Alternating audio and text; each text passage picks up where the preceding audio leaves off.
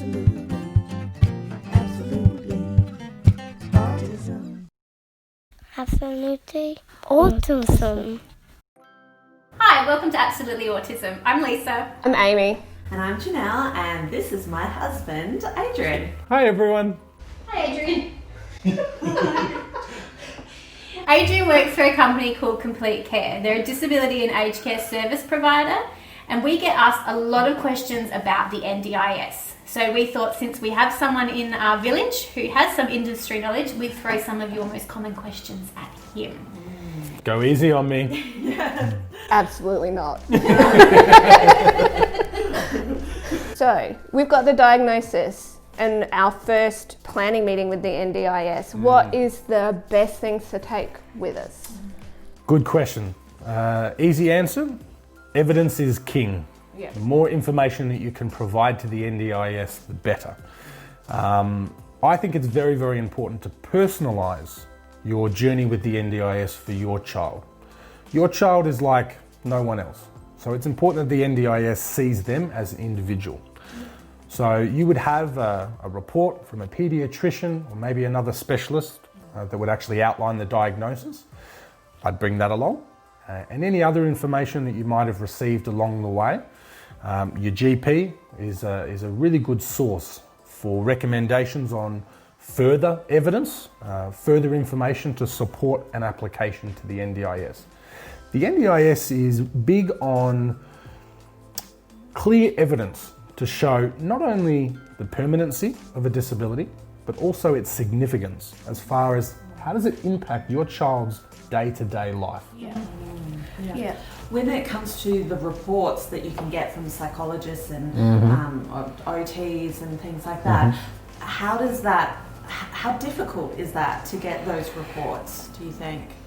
Yeah, so my experience has been that when you start to see these therapists regularly, they are making reports and regular notes about the progress of your child. And they normally include that when costing out your sessions, don't they? Exactly right. So all these reports are covered under the NDIS funding.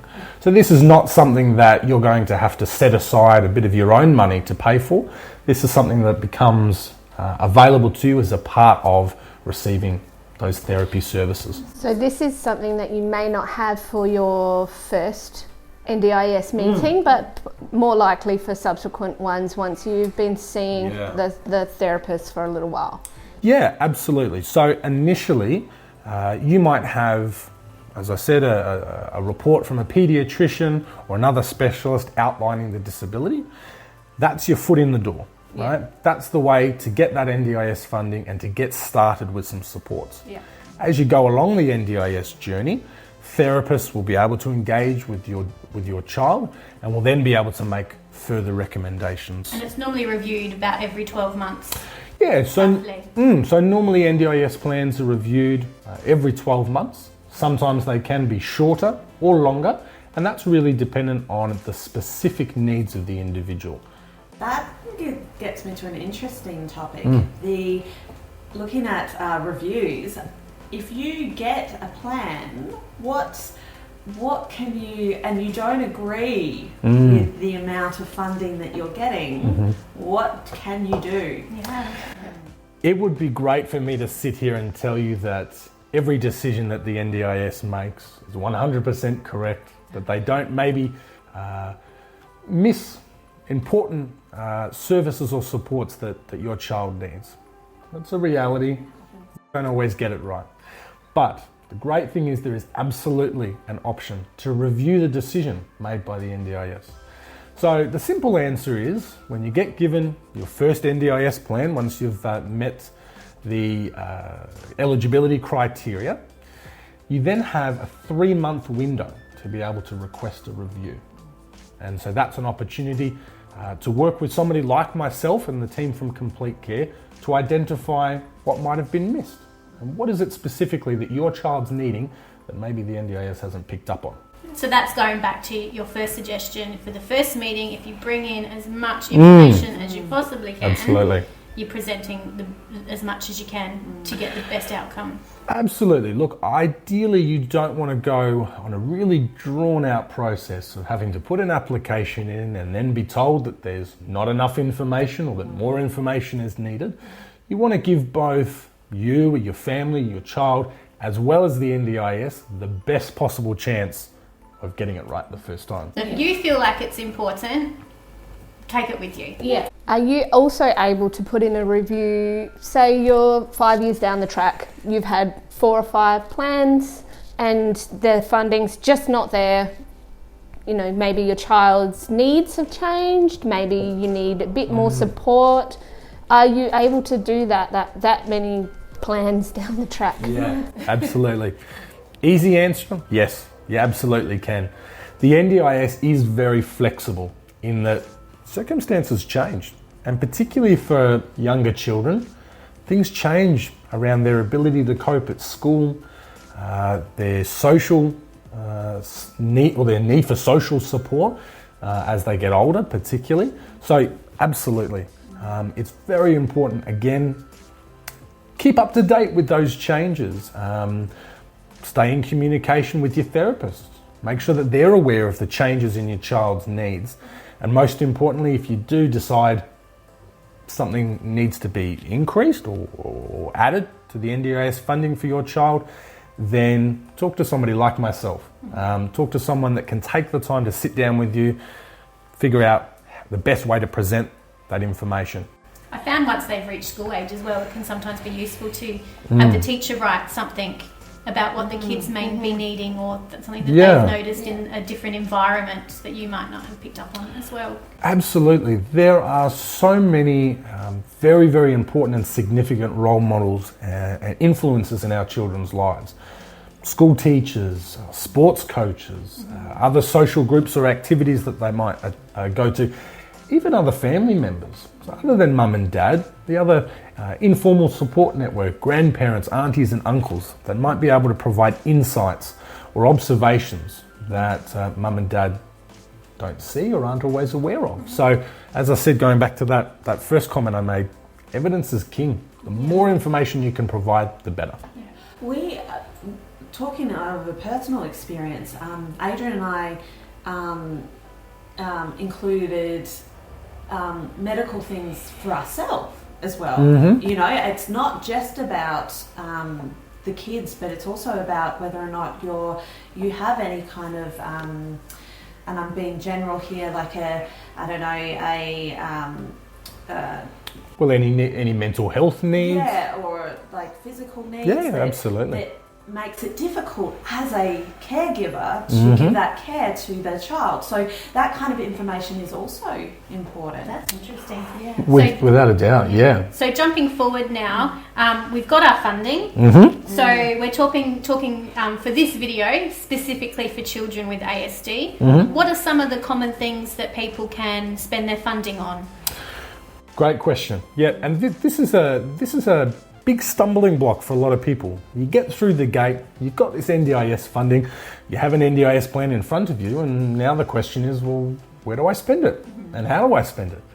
And you might hear as well along your journey with the NDIS as if you don't spend it, You don't get it. you don't get it back, you know, you'll lose it. Use it or lose it. Use it or lose it, thank you. Oh, that's a very common term in our world. That was absolutely the phrase I was going for. So, look, speaking generally, and I'm absolutely here, and my team at Kompletecare is absolutely here to support anyone who might like a little bit more information specific to their own child.